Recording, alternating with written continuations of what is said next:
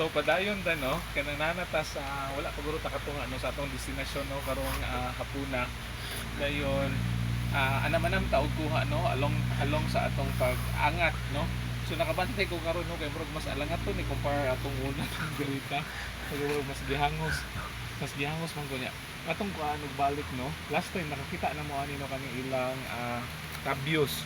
So karon no mas ni green siya, mas nanagko sila, mas ni green sila. Yan na siya yung mga kuan no. Yan na siya yung mga laya.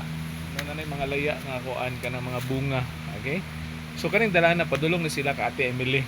Okay, so naram siya dito karon gapaabot siya kay gakontakanay man tanon so naka-schedule ta karon para sa tong delivery nato niya. So ako nang gidala.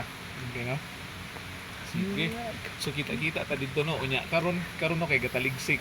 No baso dili ani mo ulan kay plano ta mo adto pa ta sa may kuan sa may chosen pud no. So atong adto si Ate Arlene. Sige no. So diri sa may kilid mga kasagingan ning naa sa kilid. Okay? Mga kasagingan.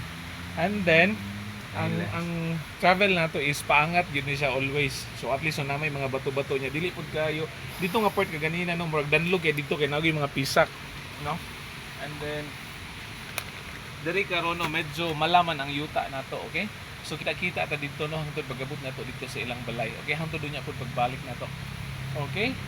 So kana lang guro no. And then napaday dugang nako no. Karong panahon na makita nato ang sagpot diri no, halos ta na nag-green na no tungod sa sige nga pag ulan-ulan. Okay? So kita-kita ta dito unya no.